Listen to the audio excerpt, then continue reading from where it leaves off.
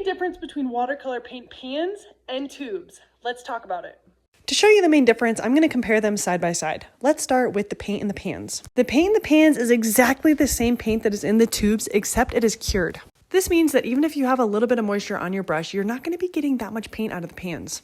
So in order to activate that paint, you're going to need to get it moist and let it sit there for a few moments. So while we're waiting for that paint to activate, let's start talking about the tubes. The paint in the tubes are not cured, which means that it already is a liquid, which means you don't have to activate it to use it. So whereas with the pans, you need to actually add more water to utilize it, with the tubes, you're going to need a lot less water to get the result you want. Now that the watercolor paint has been activated in those pans, we can go and utilize it, and you're going to have a way better time getting the ratio of pigment to water you want.